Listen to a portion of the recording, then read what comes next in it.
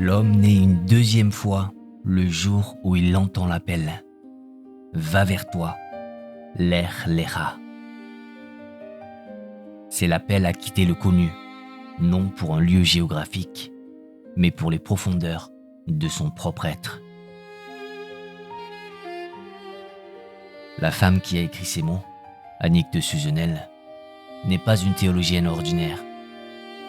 Imaginez plutôt une exploratrice des mondes invisibles, une thérapeute de l'âme qui a patiemment tissé des ponts de lumière là où d'autres voyaient des abîmes.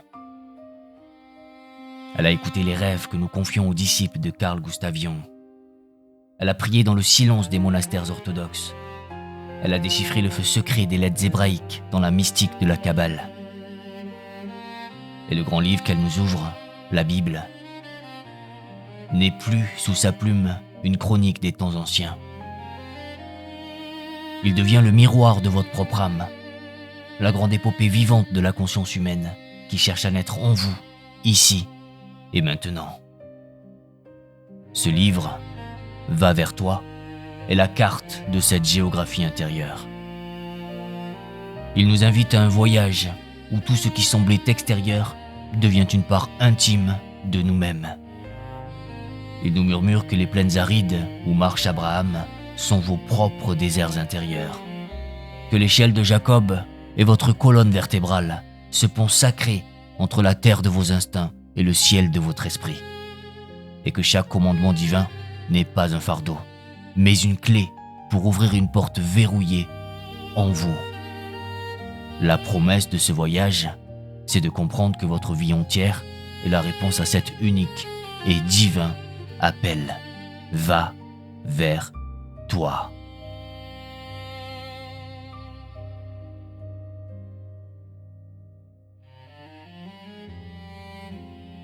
Pour entreprendre ce voyage, il vous faut d'abord une clé simple mais si puissante qu'elle peut changer votre regard sur le monde et sur vous-même.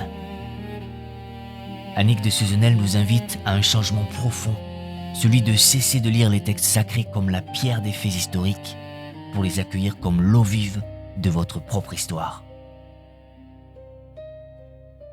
Voyez-vous, le personnage d'Adam n'est pas votre lointain ancêtre perdu dans la nuit des temps. Non, Adam est votre premier visage. Il est l'archétype de l'humain terrestre, cet être pétri d'argile et de souffle, encore endormi, non accompli, qui vit en chacun de nous. Son jardin d'Éden n'est pas un paradis perdu, mais l'état d'innocence et d'unité qui sommeille encore en vous, attendant d'être retrouvé. L'histoire de la Genèse n'est donc pas l'histoire du commencement du monde, mais le récit intime du commencement de votre propre conscience. Chaque page est un miroir. Mais comment lire cette épopée intérieure? Avec quels yeux? C'est ici qu'intervient le langage des profondeurs, le symbole. Pour Annick de Suzenel, un symbole n'est pas une simple image qui représente autre chose. C'est un pont vivant. Un pont jeté entre le monde visible de vos journées et le monde invisible de vos nuits, entre votre conscience et les trésors de votre inconscient. Sa mission est sacrée, réunir ce que la vie a séparé. Pensez à l'arbre de la connaissance. Ce n'est pas un simple pommier dont le fruit aurait causé notre malheur. C'est le symbole majestueux et nécessaire de la dualité. Il est l'expérience du jour et de la nuit, du masculin et du féminin, de la joie et de la peine, de l'esprit et de la matière. En goûtant à son fruit, l'homme n'a pas commis une faute. Il est entré dans la danse du monde manifesté. Il a accepté de connaître la séparation pour avoir la joie, un jour, de retrouver l'unité en pleine conscience. Le symbole nous apprend à ne plus opposer, mais à marier. Et c'est Annick de Suzenel elle-même qui nous offre la clé de voûte de cette lecture, dans une phrase qui résonne comme une promesse.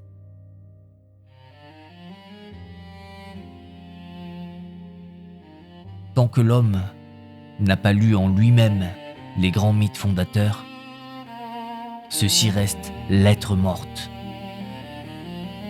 Mais s'il les reconnaît comme sa propre histoire, alors la lettre prend vie et devient un verbe en lui. Le livre devient alors votre chair et votre vie, un texte sacré qui s'écrit.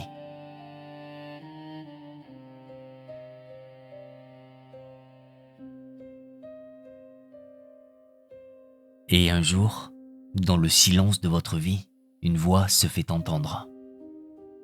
Elle est si ancienne qu'elle précède le temps et si nouvelle qu'elle semble naître à l'instant même en vous.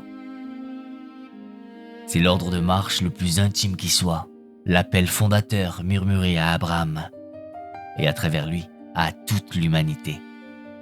Cet appel est Lech Lecha.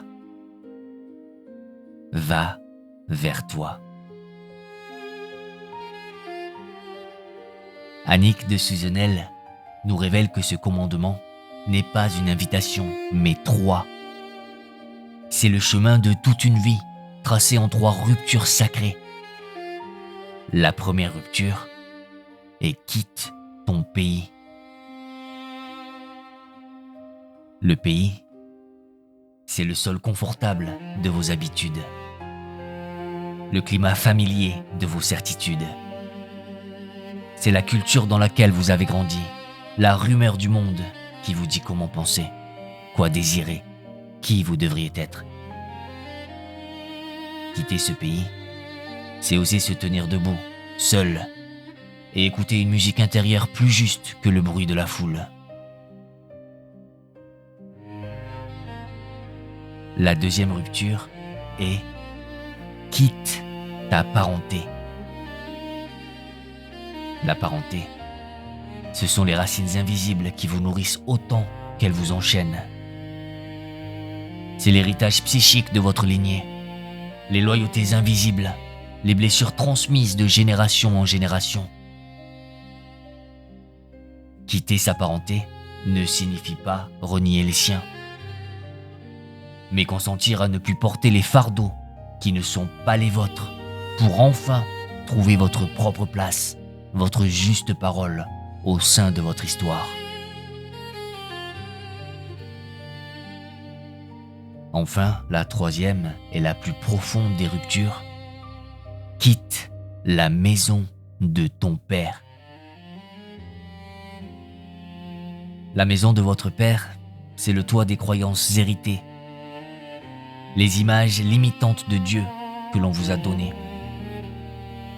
C'est l'idée que vous vous faites de vous-même, construite sur le regard des autres. Quitter cette maison, c'est accepter de ne plus savoir, de marcher dans la nuit de la foi pour rencontrer le divin et vous-même dans une relation vivante, nue, sans plus aucun intermédiaire. Comprenez-le bien, cet appel n'est pas une invitation à la fuite.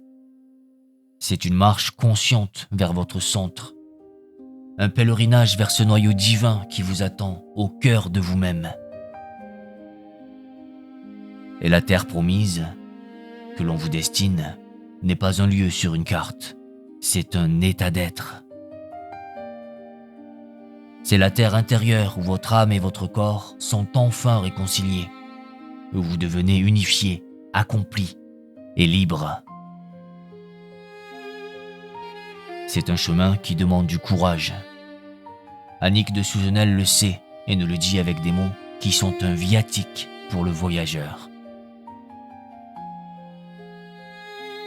Le véritable exode est intérieur. Il demande de consentir à traverser ses propres déserts, ses propres peurs, pour naître à une liberté que nul ne peut nous ravir.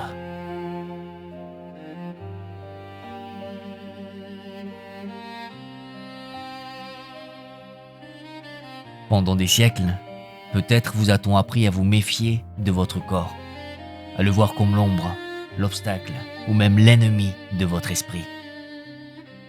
Mais je suis ici pour vous dire une vérité plus ancienne, une vérité qu'Annick de Suzenel a dépoussiérée pour nous la rendre dans toute sa lumière. Votre corps n'est pas la prison de votre âme. Il est son livre sacré, son allié le plus fidèle, le lieu même où le plomb de vos peurs peut se transmuter en l'or de la conscience. Regardez-vous. Votre verticalité même est une prière. Vos pieds sont enracinés dans la terre et votre tête touche le ciel. Vous êtes cette échelle vivante que Jacob vit en songe, ce pont frémissant entre le visible et l'invisible. Et sur cette échelle, il y a 3 grands royaumes, 3 niveaux de conscience qui habitent en votre géographie sacrée. En bas, il y a le royaume de votre ventre, que la tradition hébraïque nomme Nefesh. C'est la terre sombre et fertile de votre être, le siège de votre âme instinctive, l'océan de vos mémoires les plus archaïques. C'est le feu de la vie pulsionnelle. La spiritualité ne vous demande pas de l'éteindre ou de le réprimer, mais de descendre l'écouter avec un infini respect. Car c'est dans ses profondeurs que se trouvent les racines de votre arbre de vie. Au centre, il y a le royaume de votre cœur, le lieu du Roua, le souffle. C'est le palais de votre âme relationnelle, la salle du trône où votre jeu conscient apprend à se tenir droit. Votre cœur est le grand carrefour où se rencontrent les forces de la terre et les inspirations du ciel. C'est ici que se mène le véritable combat spirituel. Non pas contre un ennemi extérieur, mais pour le courage de choisir, pour la force de pardonner, pour l'ouverture à l'amour véritable. Et tout en haut, il y a le royaume de votre tête, le temple de la Neshama. C'est la montagne silencieuse de votre être, le siège de l'esprit, de l'intuition pure. Ce n'est pas le lieu du mental qui analyse et qui doute, mais celui de la conscience vaste et claire qui reçoit la lumière d'en haut. C'est l'observatoire tourné vers l'infini. La grande œuvre de votre vie est d'unifier ces 3 centres, d'inviter la lumière de votre esprit à descendre éclairer les choix de votre cœur, et d'inviter la chaleur de votre cœur à descendre transfigurer la puissance de vos instincts. Et c'est Annick de Suzenel qui nous offre les mots ultimes pour sceller cette alliance sacrée. Notre corps est le véritable temple. Chaque organe, chaque os, chaque fonction est une lettre du nom divin qui cherche à être prononcée à travers nous. Profaner son corps, c'est profaner le lieu de la rencontre.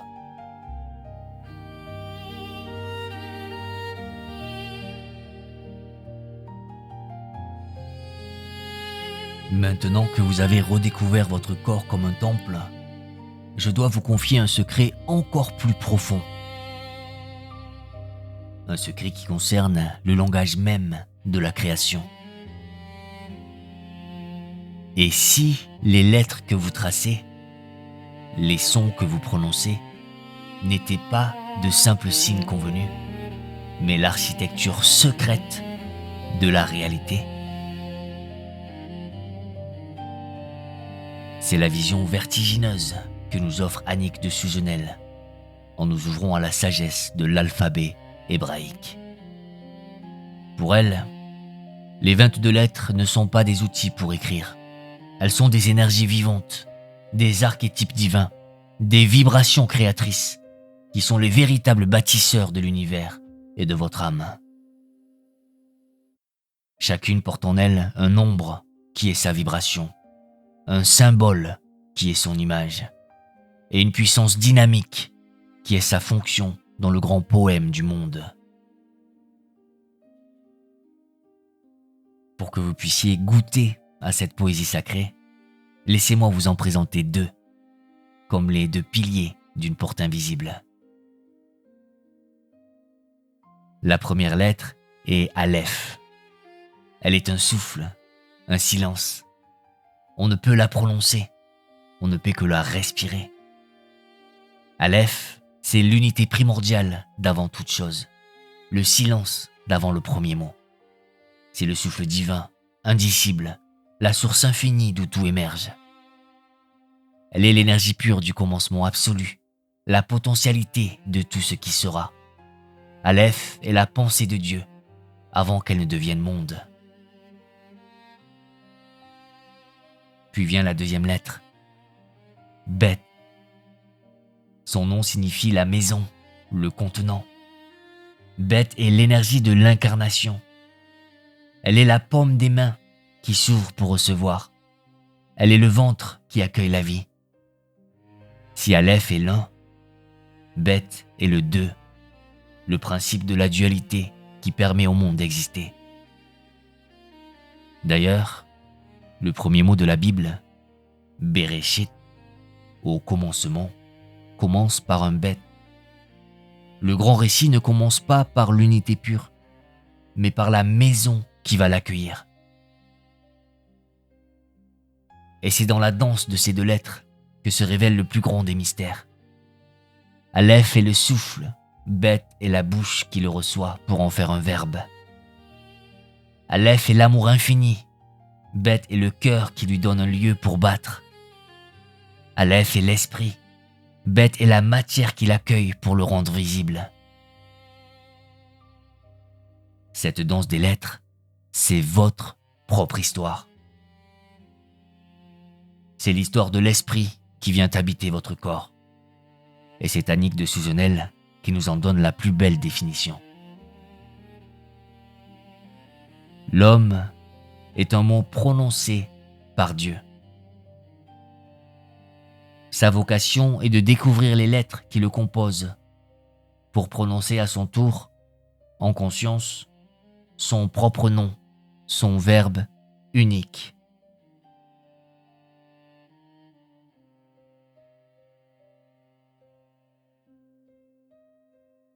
Nous voici au terme de notre sentier. Ensemble, nous avons appris à lire les textes anciens non plus comme des récits figés dans la pierre, mais comme le courant d'une rivière qui coule en vous. Nous avons entendu résonner cet appel éternel, l'Erlecha, qui nous demande de quitter nos certitudes pour naître à nous-mêmes. Nous avons redécouvert notre corps, non plus comme une enveloppe, mais comme la terre sainte, où le ciel et la terre se rencontrent. Et nous avons entrevu que nous sommes tissés de lettres de feu, de symboles vivants, qui n'attendent que d'être déchiffrés. Dans notre monde qui court si vite, dans le bruit constant des distractions, l'œuvre d'Annick de Suzenel est un manuel de navigation pour l'âme. Elle nous rappelle la promesse de notre propre profondeur. Ce livre ne s'adresse pas seulement aux croyants d'une tradition particulière, mais à chaque âme assoiffée de sens, à tout chercheur de vérité qui sent qu'une autre dimension de la vie l'appelle. C'est une porte ouverte pour quiconque désire retrouver le chemin de l'unité. Alors je vous invite chaleureusement à poursuivre ce voyage.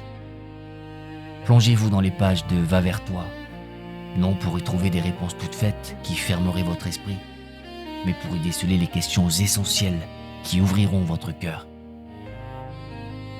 Merci de m'avoir accompagné sur ce sentier des profondeurs.